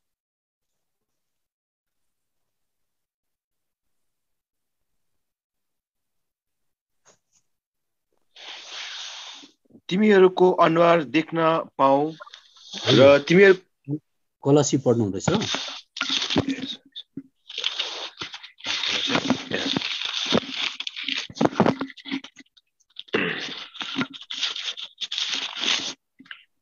अनि नयाँ मान्छेलाई पहिरेका छौ, जो चाहिँ आफ्नो सृष्टिकर्ताको स्वरूप अनुसार ज्ञानमा नयाँ हुँदै जान्छ। यो चाहिँ कलसी 2 को 9 र 10 कि कृपया म पढ्दैछु हेर्नुहोस् ल। किनकि उहाँमा नै ईश्वरत्वको सारा परिपूर्णताले शारीरिक रूपमा वास गर्दछ। उहाँमा भनेको प्रभु यीशु मसीहमा। 10 पद। र उहाँमा नै तिमीहरू पूर्ण छौ, उहाँ सबै प्रधानता र अधिकारका शिर हुनुहुन्छ। अब यति मात्रै याद गरौँ, 10 पदको उहाँमा नै तिमीहरू पूर्ण छौ भनेर भन्छ। अब यो हामीले भनेको होइन, यो परमेश्वरले प्रभु यीशु मसीह भित्र जो कोही पनि छ त्यो व्यक्तिलाई परमेश्वर पिताले पूर्ण देख्नुहुन्छ, कम्प्लिट देख्नुहुन्छ। यो कुरा चाहिँ म तपाईँलाई उत्साहको कुरा बताउन चाहन्छु। किन भन्दाखेरि उत्पत्ति 3 अध्यायको 24 पद पढ्दाखेरि, सबले पल्टाउनु होला, उत्पत्ति 3 अध्यायको 24 पद पढ्दाखेरि जब पनि आदम र हवा अदनको बगैँचाबाट निष्कासित भए, बहिष्कृत भए, बाहिर आउटस्टेट भए, फ्याँकिए, त्यति घडी एउटा तरवार भन्ने शब्द आउँछ। तपाईँले याद गर्नुहोस्, तरवार भन्नु मतलब इन्स्टेन्टली मान्छेले अपराध गर्ने बित्तिकै तरवार, ज्वालामय तरवारले बाटो छेकिदियो। दरबार एकदम ज्वालामय तरवार थियो। अनि त्यो जग्गामा फेरि पुनर्प्रवेश गर्छु, फेरि पस्छु भनेदेखि चाहिँ त्यो ज्वालामय तरवारले मार्थ्यो, त्यस्तो डर लाग्थ्यो। तर याद गर्नुहोस्, उत्पत्ति 3 अध्यायको 24 पदमा ज्वालामय तरवार आयो भनेदेखि चाहिँ पुनर्स्थापना कसरी भयो भन्दाखेरि, कसैले पढिदिनुहोस् जकरिया 13 अध्यायको 7 पद अनि मत्तीको किताब 10 अध्यायको 34 पदमा त्यो तरवार प्रभु यीशु मसीहले भोग्नु भयो। त्यो तरवारको प्रहार प्रभु यीशु मसीहले सही दिनुभयो। त्यसो गर्दा अब तपाईँ र म माथि घरिघरि त्यो तरवार पर्नेवाला छैन। लु कसैले पढिदिनुहोस् जकरिया 13 अध्यायको 7 पद, मत्तीको किताब 10 अध्यायको 34 पद। हे तरवार, मेरो गोठालाको विरोधमा र मेरो सङ्गी साथीको विरोधमा जागी उठ। सेनाहरूका परमप्रभु भन्नुहुन्छ, गोठालालाई हिर्का र भेडाहरू तितर बितर हुनेछन् अनि म सानाहरूमाथि आफ्नो हात उठाउने छु। अब यो चाहिँ के भयो भन्दा, जुन चाहिँ तरवार तपाईँ र म माथि उत्पत्ति 3 अध्यायको 24 पदमा तरवार एउटा साङ्केतिक हिसाबमा के हो भन्दाखेरि मृत्युको साइन थियो। त्यो मृत्युको चिन्ह थियो। किनभने जो कोहीले पनि होइन म त छिर्छु भनेर चाहिँ त्यो ज्वालामय तरवारलाई क्रस गर्न चाहन्छ भनेदेखि चाहिँ त्यो मान्छे मर्थ्यो। त्यो साङ्केतिक भाषामा एउटा मृत्यु देखाउँदछ त्यसले। तर त्यही मृत्युलाई प्रभु यीशु मसीहले अगाल्नु भयो। अनि तरवार मेरो गोठालाको विरुद्धमा जागी उठ भनेको चाहिँ के तरवार हो भन्दा चाहिँ मत्ती 10 अध्यायको 34 पदमा चाहिँ प्रभु यीशु मसीहले तरवारको विश्लेषण चाहिँ यस प्रकारले गर्नुभयो। म चाहिँ पृथ्वी तलमा शान्ति दिन आएँ भनेर नसोच्नु, अथवा मेलमिलाप गराउन मात्रै आएँ भनेर नसोच्नु, म चाहिँ तरवार चलाउन आएँ भनेर प्रभुले त्यसरी 34 देखि पढ्दैछु है। म पृथ्वी तलमा मिलाप ल्याउन आएको हुँ भनी नसम्झ, म मिलाप ल्याउन होइन म तर पृथ्वीमा तरवार मिलाप ल्याउन आएको हुँ भनी नसम्झ, म मिलाप ल्याउन होइन तर तरबार चलाउन आएँ। अब त्यसले गर्दा त्यो तरवारको अर्थ चाहिँ के रहेछ त भन्दाखेरि के साँच्चै नै प्रभु यीशु मसीहले तरवार बोकेर फनफनी घुम्नु भएन। अनि त्यसलाई पढ्दै जाँदा 38 पदमा मैले त क्रुसको कुरा पो गरेको रहेछ। अनि क्रुसले उहाँलाई मृत्यु दियो, क्रुसले उहाँलाई अदनको बगैँचामा ज्वालामय तरवार जुन चाहिँ थियो त्यो क्रुस भएर आयो। अनि प्रभुले त्यो क्रुसलाई सामना गर्दा मात्रै बाटो खोलियो भनेर बाइबलमा लेखेको पाइन्छ। त्यो बन्द भएको ढोका खोलियो। उत्पत्ति यहाँ पहिला पढिदिनुहोस्, मत्ती 10:38 पद हो कि होइन रहेछ। त्यही सन्दर्भमा क्रुसको कुरा उहाँले गरिहाल्नु भयो। पढ्नुहोस् त। अनि जो आफ्नो क्रुस उठाएर मेरो पछि लाग्दैन त्यो मेरो योग्यको छैन। अब त्यसले गर्दा त्यो प्रभु यीशु मसीहको विरुद्धमा चाहिँ के कुन चाहिँ तरवार आयो भन्दा मलाई अन्तमा लगेर क्रुसमा लगेर मार्यो। अनि त्यो क्रुसमा उहाँ मरिदिँदाखेरि चाहिँ त्यो ज्वालामय तरवार त्यो दण्डको प्रहार उहाँले सहिदिँदाखेरि चाहिँ हिब्रूको किताब 10 अध्यायमा बाटो खोलियो। हिब्रूको किताब 10 अध्यायमा आउनुहोस्। हिब्रूको किताब 10 अध्याय त्यसको 20 पद 19 र 20 पद पढिदिनुहोस्। यसकारण भाइहरू हो, यीशुको रगतद्वारा महापवित्र स्थानभित्र प्रवेश गर्ने हिम्मत प्राप्त भएको हुनाले एउटा नयाँ र जिउँदो बाटोद्वारा जसलाई उहाँले हाम्रा निम्ति खोल्नुभयो, अर्थात् त्यस पर्दाद्वारा जो उहाँको शरीर हो। जबसम्म उहाँ क्रुसमा जानु भएन तबसम्म बाटो खोलिएन। अनि क्रुसमा गएर जब उहाँले तरवारको जुन चाहिँ प्रहारलाई सहनु भयो अथवा क्रुसको दण्डलाई तपाईँ र मेरो पक्षमा सहिदिनु भयो तब बाटो खोल्यो। त्यसलाई चाहिँ जिउँदो र नयाँ बाटो भन्छ। क्रुसमा नमरुन्जेलसम्म मन्दिरको पर्दा खोलिएको थिएन। तपाईँलाई थाहा छ, जब उहाँ क्रुसमा टाँगिनु भयो, प्राण त्याग गर्नुभयो, तब मन्दिरको पर्दा फाट्यो। अनि त्यो मन्दिरको पर्दामा पनि मृत्यु झुन्डिरहेको थियो। किनभने जसरी उत्पत्तिको किताब 3:24 पदमा ज्वालामय तरवार थियो, त्यस्तै प्रकारले मन्दिरको पर्दामा कुनै पनि मान्छे आज बिना परमिसन पस्थ्यो भनेदेखि मरिहाल्थ्यो, मृत्यु थियो। तर जब प्रभु मर्नुभयो अनि त्यो पर्दा अटोमेटिकली खोलियो। त्यसले गर्दा उत्पत्तिको किताब 3 अध्यायमा आदम र हवाले जुन प्रकारको नोक्सान ल्याए त्यो कुरो प्रभु यीशु मसीहमा आज पुनर्स्थापना भयो। त्यसले गर्दा आज हामी एक प्रकारले एक पोइन्ट भनौँ, एक बुँदा भनौँ, हामी कम्प्लिट भयौँ प्रभु यीशु मसीहमा कम्प्लिट। किनभने जुन कुरो पेन्डिङ थियो, लर्किङ थियो, झुन्डिरहेको थियो, त्यो प्रभु यीशु मसीहले पुरा गरिदिनु भयो। अब गलाती 3 अध्यायको 17 पद पढ्नु। के अरे उत्पत्ति 3 को 17 पद म पढ्दैछु, सुन्नुहोस्। उत्पत्ति अब दोस्रो कुरा है, उत्पत्ति 3 को 17 पदमा अनि आदमलाई उहाँले भन्नुभयो, तिमीले तिम्री पत्नीको कुरा सुनेका हुनाले र जुन रुखबाट मैले तिमीलाई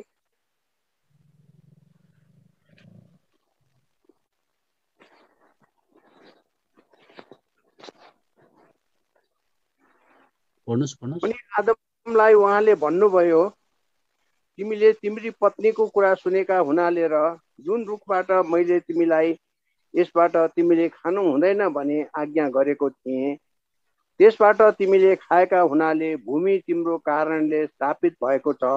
वास्तवमा चाहिँ कष्टसँग तिमीले श्रापित भन्ने शब्दलाई याद गर्नुहोस्। आदम र हवाले पाप गर्ने बित्तिकै अहिले हामीले हवालाई विशेष प्रकारले पढ्नै पाएको छैनौँ। हामीले खालि त्यो आदम र हवाको पतनबाट चाहिँ के कुरा सिक्दैछौँ, हामी उत्साहित हुँदैछौँ। त श्रापित भन्ने कुरा आयो अथवा श्राप भन्ने कुरा आयो। अनि यो श्राप चाहिँ आज मान्छेको अपराधले गर्दा निम्ति आयो। अनि व्यवस्था पनि कहिले पालन गर्न सकेनन् मान्छे जातिले। अनि व्यवस्था पनि एक प्रकारको श्रापै भयो। कहिल्यै व्यवस्था पालन गरेर पनि परमेश्वरको धार्मिकतासम्म पुग्नै नसक्ने भयो। त्यसो गर्दा यो श्रापलाई अब प्रभु यीशु मसीहले के गरिदिनु भयो, लिनुभयो आफूमाथि।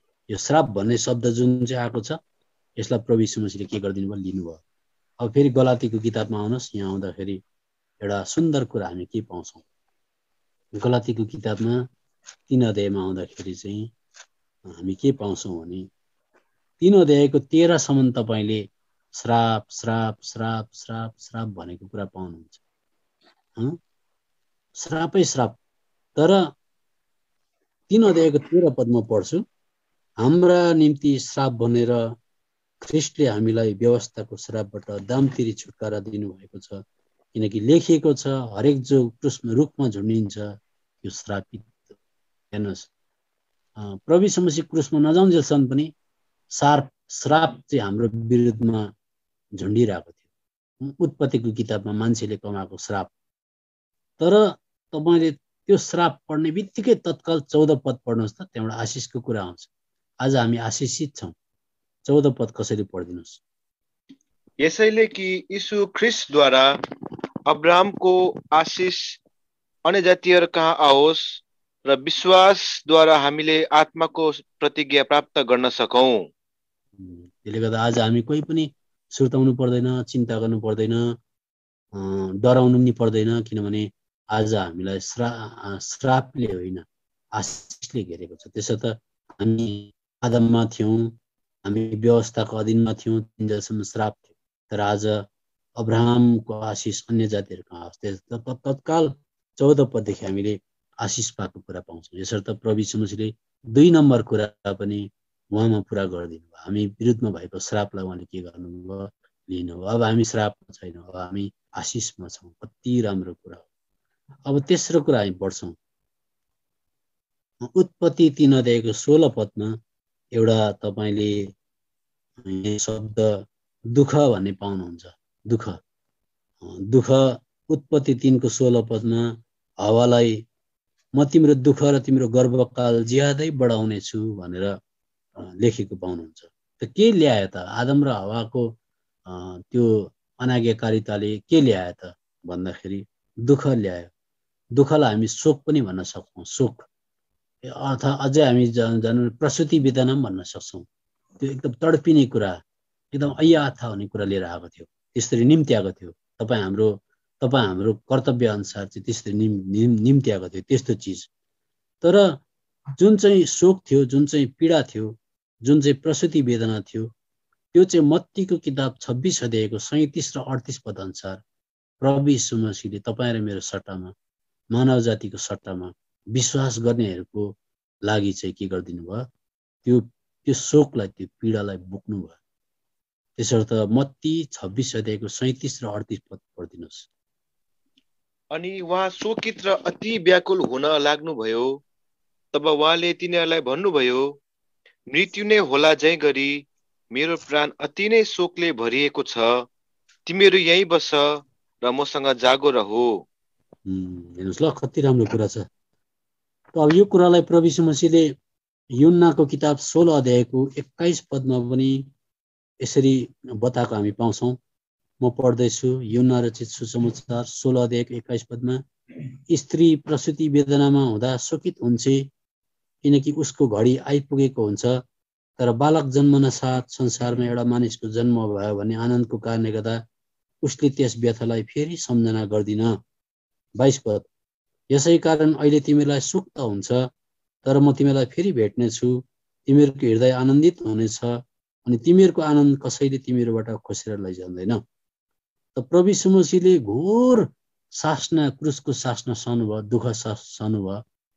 त्यो जुन चाहिँ हवालाई भनेको थियो, दुःखसँग अथवा प्रसुति वेदना बढेर मात्रै तैँले बालक जन्माउनेछस् भन्ने कुरा चाहिँ प्रभु यीशु मसीहले आफूमाथि लिनुभयो। अनि प्रभु यीशु मसीहलाई पनि प्रसुति वेदनामा जानु पर्यो, क्रुसको प्रसुति वेदनामा। अनि यति भयङ्कर व्याथामा गएर उहाँले तपाईँ र मलाई आत्मिक रीतिले जन्म दिनुभयो। अनि जब तपाईँ र मलाई पाउनुभयो तब हर्षले गर्दा उहाँले क्रुसको दुःखलाई बिर्सिनुभयो। जसरी स्त्रीले बालक जन्माइसकेपछि दुःखलाई भुल्छे, त्यसरी नै प्रभु यीशु मसीहले त्यो काष्ठीलाई, त्यो दुःखलाई बिर्सेर तपाईँ र मलाई देख्दा के गर्नुभयो? आनन्द मनाउनुहुन्छ। अहिले संसारमा हामीलाई जुन प्रकारको दुःख पीडा हुन्छ त्यो त सारा संसारको मान्छेलाई बराबरै हुन्छ। त्यसले गर्दा यहाँ पनि प्रभु यीशु मसीहले त्यो प्रसुति वेदनामा म गएँ भन्ने कुरा अलिकति दर्शाउन चाहनु। त्यसो गर्दा तेस्रो नम्बर कुरा जुन चाहिँ शोक भन्ने थियो, पीडा भन्ने थियो, त्यो पनि के भयो? पुरा भयो। अब चौथो कुरा उत्पत्ति 3 को 18 पदमा पढ्दैछु। पढ्नुभन्दा पनि त्यहाँ भएको शब्दलाई म केलाउँदैछु। उत्पत्ति 3:18 यसले तिम्रा निम्ति काँडा र लौडेहरू उमार्नेछ। हेर्नुहोस्, त तपाईँ र मैले कमाएको कुरा, हाम्रो आदम र हवाले कमाएको कुरा चाहिँ काँडा र लौडेहरू थियो।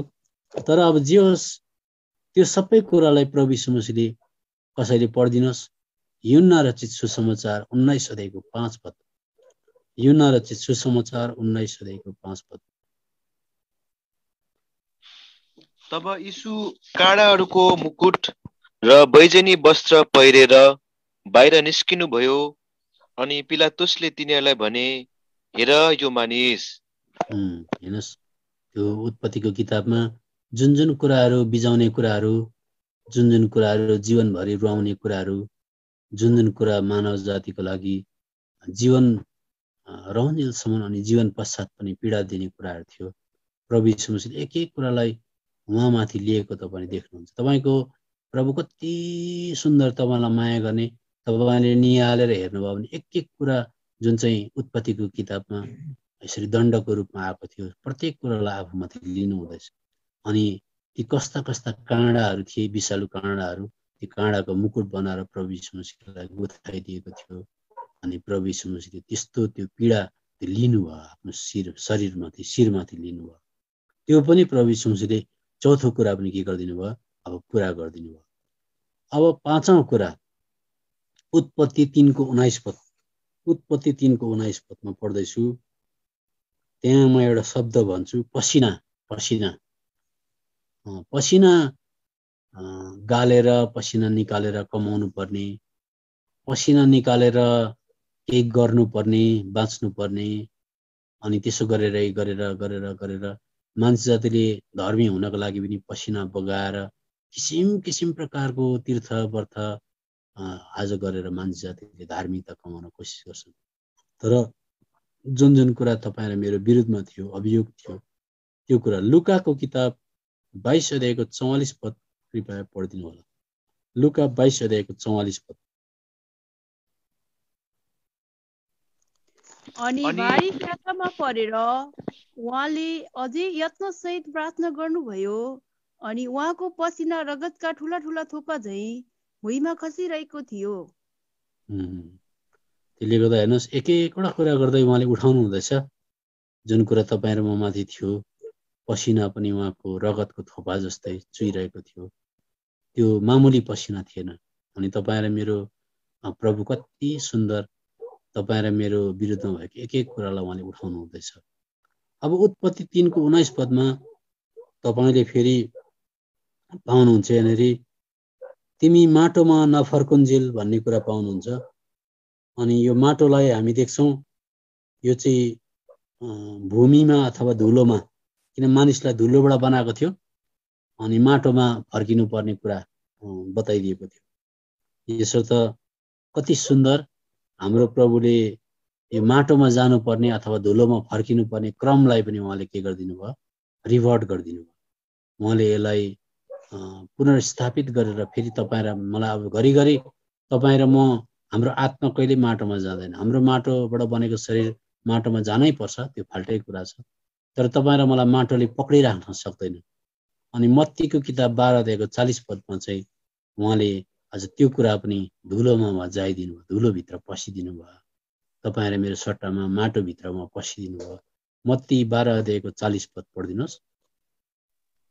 किनकि जसरी योना ठुलो माछाको पेटभित्र 3 दिन र 3 रात थिए, उसरी नै मानिसका पुत्र पनि पृथ्वीको पेटभित्र 3 दिन र 3 रात हुनेछन्। तपाईँ र मेरो सट्टामा धुलोमा जाइदिनु भयो। अनि अब तपाईँ र मलाई चाहिँ धुलोले, माटोले सधैँभरि पक्रेर राख्न सक्दैन। केही समयको लागि हामी बस्नुपर्छ हाम्रो शरीर।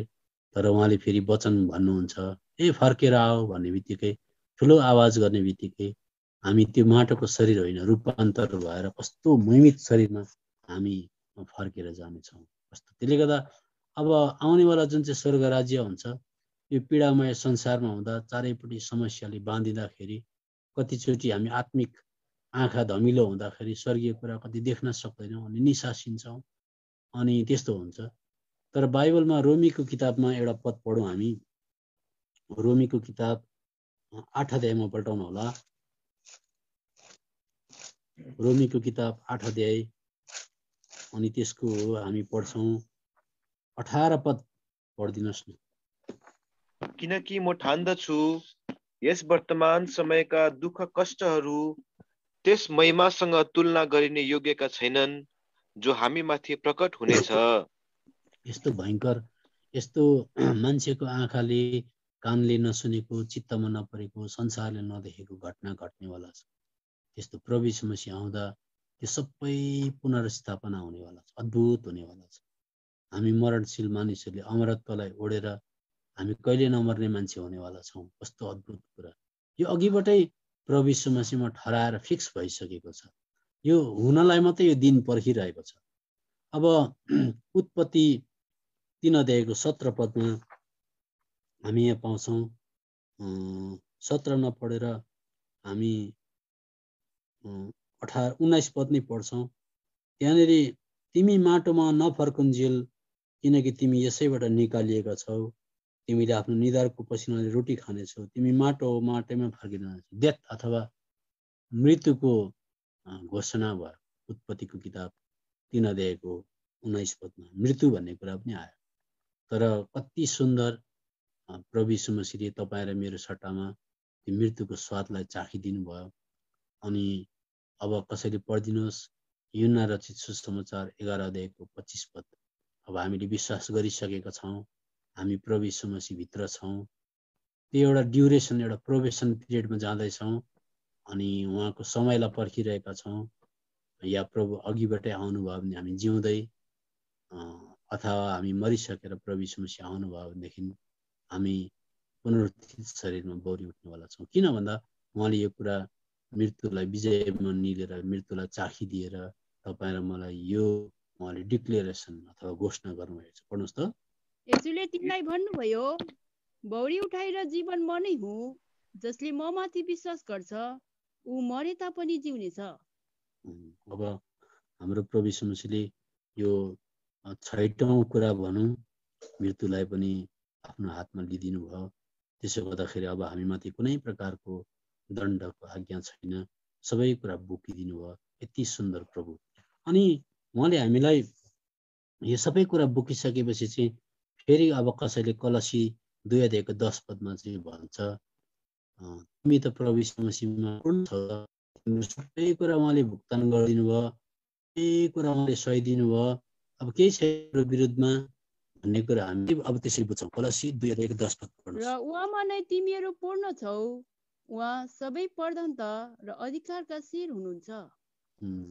प्रभु यीशु, त्यसले त अस्ति पनि मैले कहिले बताएँ, हामी उफ्रिनु पर्यो भने हामी 2 फिट पनि उफ्रिन सक्दैनौँ।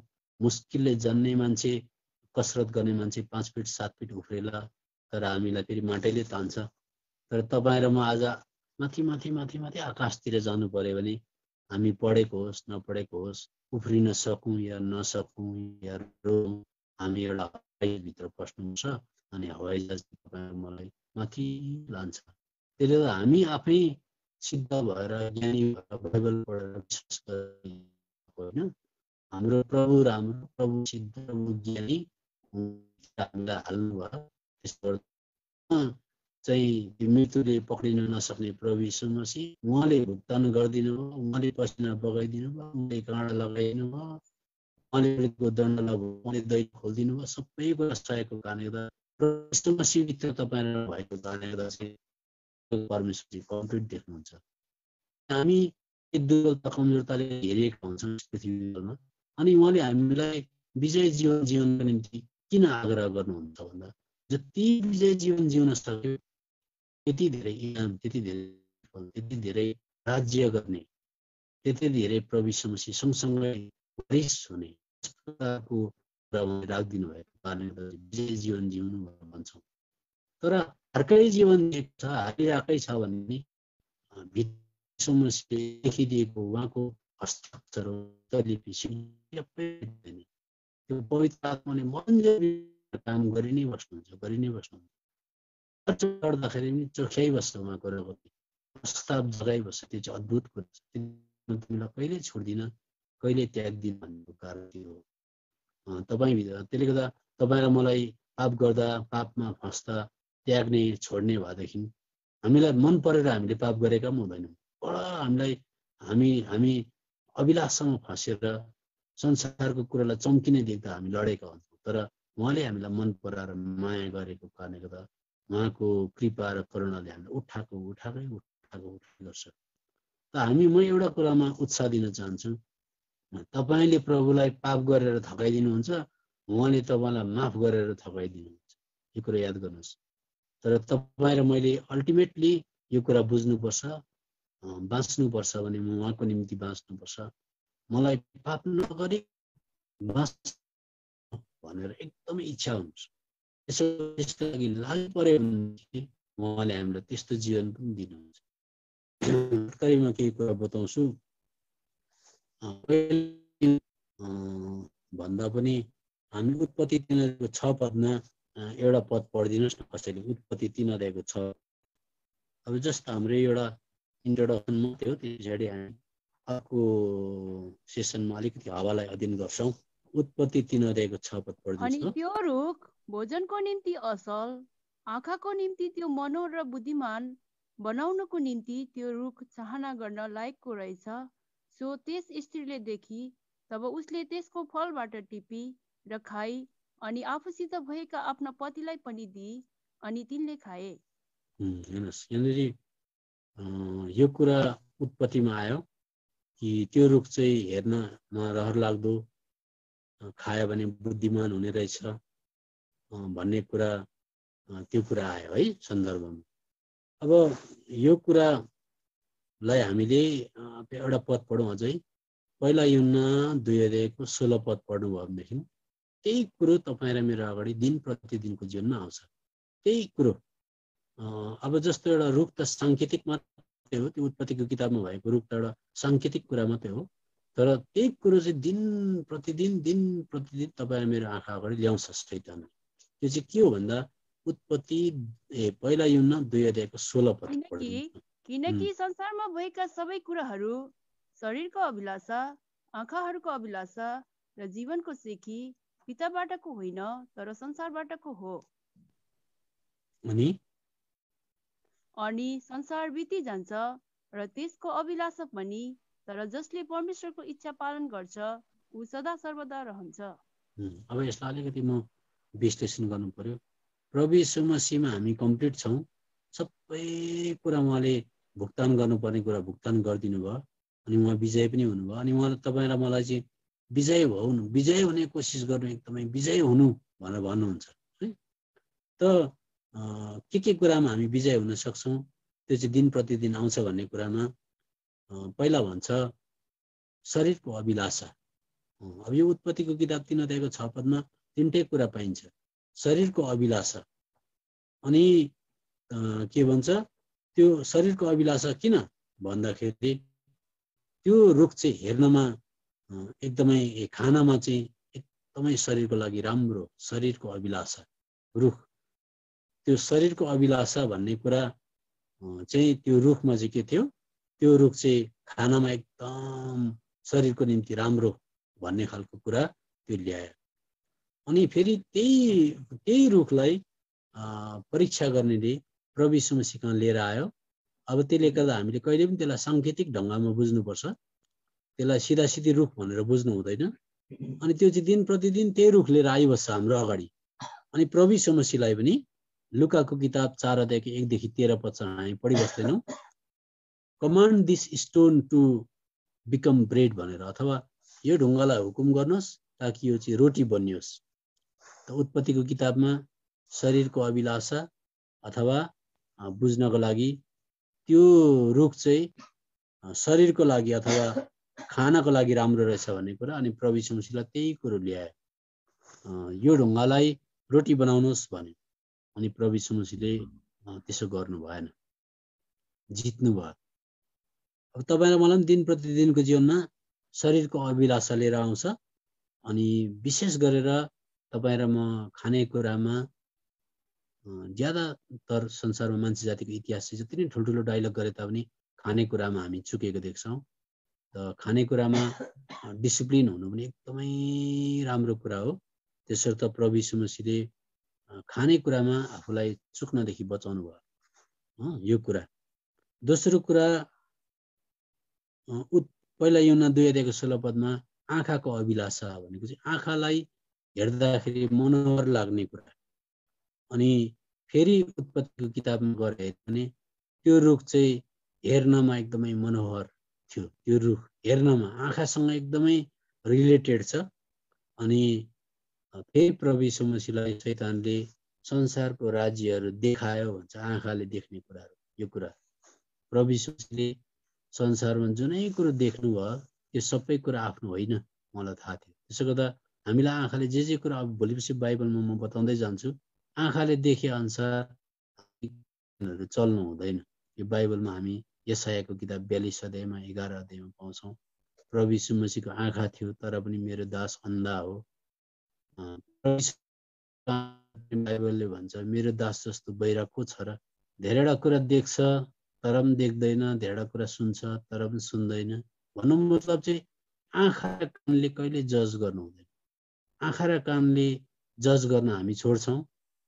हामी त्यति बेला एकदम हाम्रो भित्री आँखाले प्रभुलाई, भित्री खास कुरा अर्को पनि हुनसक्छ, देखे अनुसार म बोलिहाल्दिनँ, सुने अनुसार म भनिहाल्दिनँ भनेर त्यो कुरालाई पचाउन सक्ने, त्यसलाई दबाउन सक्ने जब हामीहरूकोमा क्षमता आउँछ, यस प्रकारले रुन्छौँ, कराउँछौँ त्यो पवित्र आत्मालाई, तब मात्रै त्यस्तो आउँछ। त्यसले गर्दा it was pleasant to the eyes भन्छ, आँखाले देख्ने कुरा बतायो, त्यो रुखलाई ल्याएको थियो अगाडिपट्टि। अनि प्रभु यीशु मसीहलाई पनि आँखाले देख्ने कुरा, संसारको गौरवहरू, राज्यहरू देखायो। प्रभु यीशु मसीहले त्यसमा विजय हुनुभयो। अब अन्तमा जीवनको सेखी भन्छ पहिला यूहन्ना 2:16। जीवनको सेखी भनेको जीवनको घमण्ड।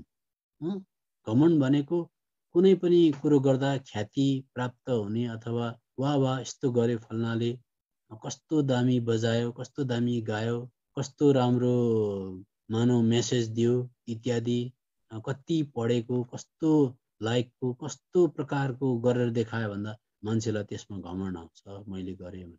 अनि मान्छेले त्यसलाई सर्काउँछ। संसारको कुनै पनि कुरा जानेरी प्रभु यीशु मसीहको महिमा हुँदैन, म त्यो कुराद्वारा मक्ख हुन्छु भनेदेखि त्यस्तो कुरालाई पनि हामीले, त्यस्तो कुरादेखि बाँच्नु हामी पर्छ। किन भन्दा त्यो रुख चाहिँ ल्यायो, अनि रुख ल्याएर भन्यो यो रुख खायो भने तिमी ज्ञानी हुन्छौ। ज्ञानी भनेको सबैले तिमीलाई वाह भन्छन्, बोधो मान्छेलाई कसैले वाह भन्दैन। त्यसले गर्दा सेखी यस्तो पढेको, उति पढेको, यो खालको यस्तो उचाइ भएको, यस्तो सुन्दरता भएको, यस्तो गायो, यस्तो गायो, कुनै पनि कुरामा त्यसमा घमण्ड लुकेको हुन्छ। अनि त्यो चाहिँ ज्ञानी बुद्धिजीवी रहेछौ, तिमी क्षमतावर रहेछौ भन्ने कुरा हुन्छ।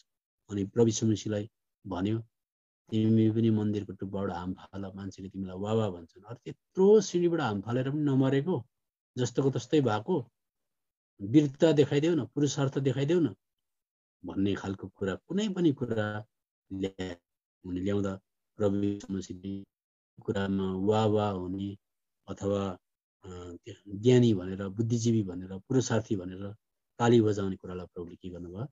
इन्कार गर्नुभयो। त्यसो गर्दा तपाईँ र मलाई प्रभुले गरेका हुन्।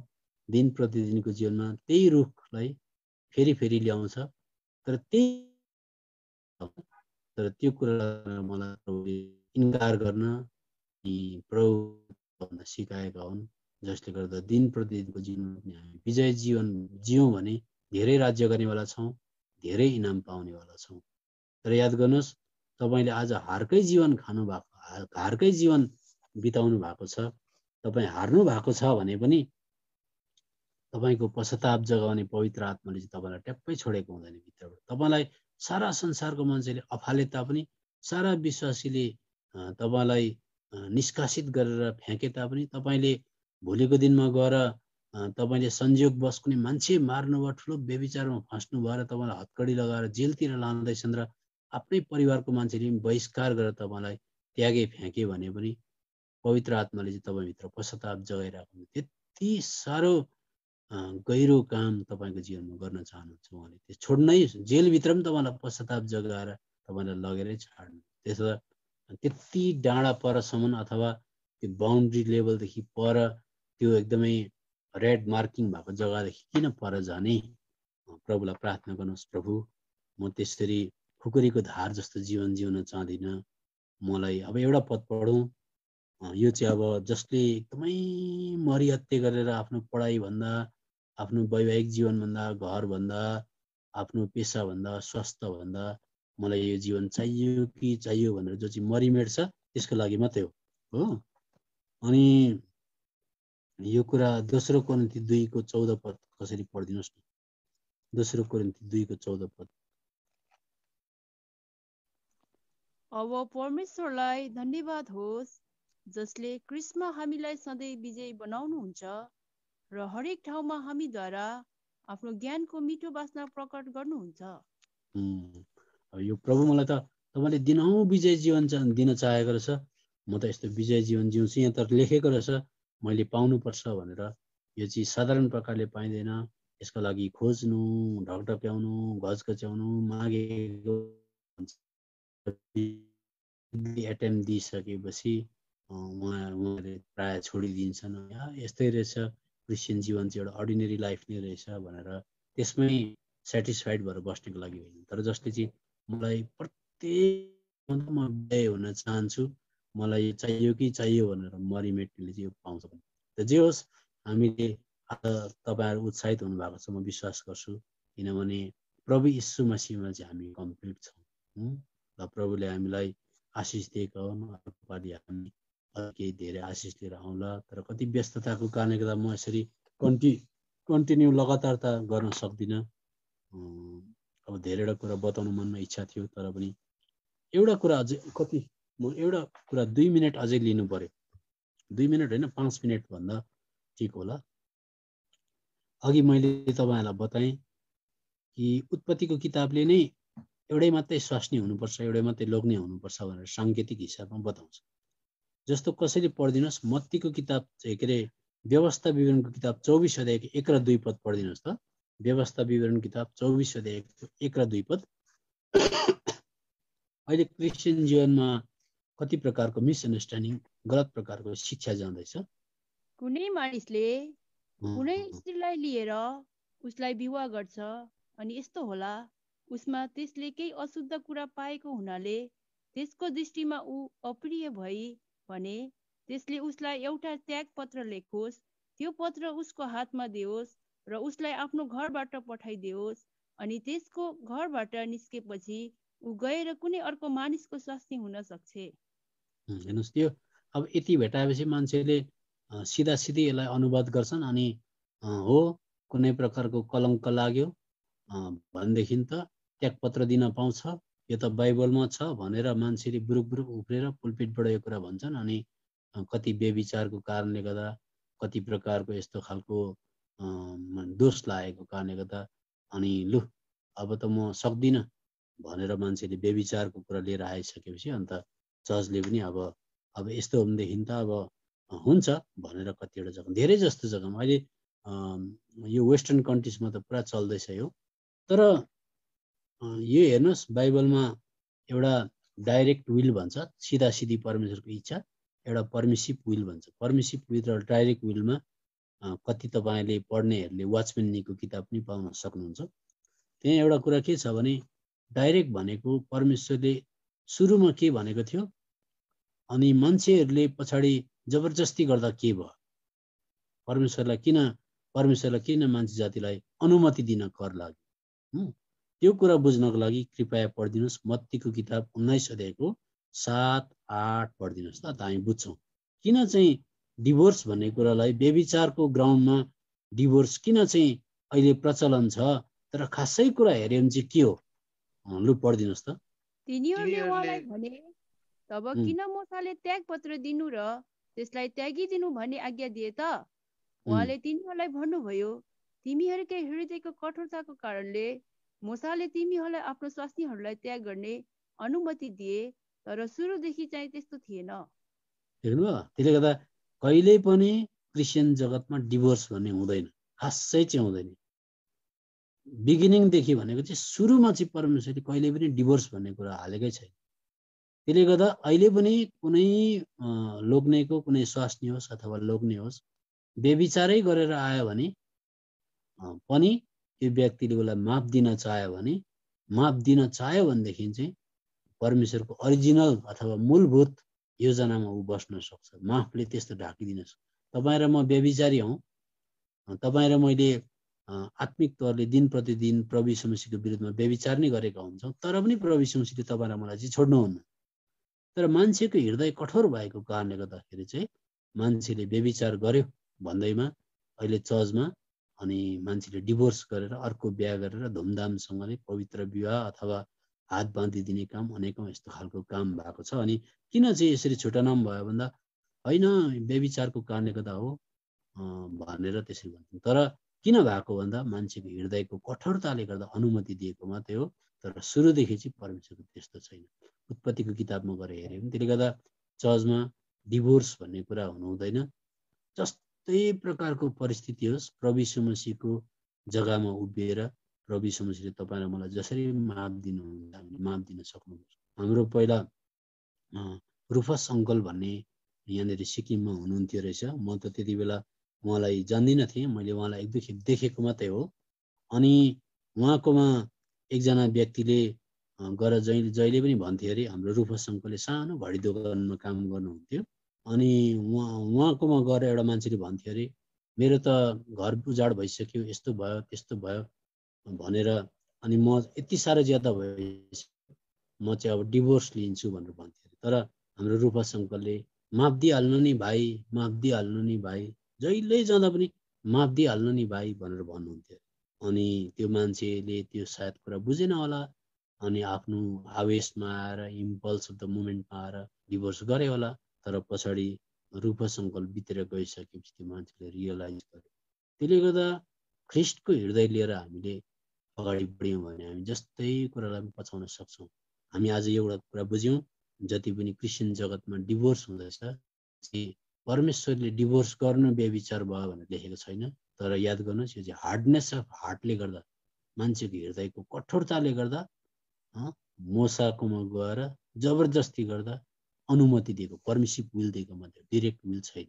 हामी यो कुरा पनि बुझिराखौँ। प्रभुले हाम्रो जीवनमा गरेका हुन् जस्तै प्रकारको जहाँसुकै कुनै प्रकारको परिस्थिति चल्दैछ, जसले वचन सुन्नुहुँदैछ, तपाईँले प्रभुलाई प्रार्थना गर्नुहोस्, पवित्र आत्मालाई म माफ दिन सकौँ। ल प्रभुले हामीलाई आशिष दिएका हुन्। मैले समयभन्दा ज्यादा लिएँ, माफ गर्नुहोस्। सबैजनालाई हाम्रो युट्युब च्यानल कफरनहुम विथ एल्सादाईलाई तपाईँहरू सबैजनाले माया गरिदिनुहोस्, प्रार्थना गरिदिनुहोस् अनि सब्सक्राइब गरिदिनुहोस्। धन्यवाद।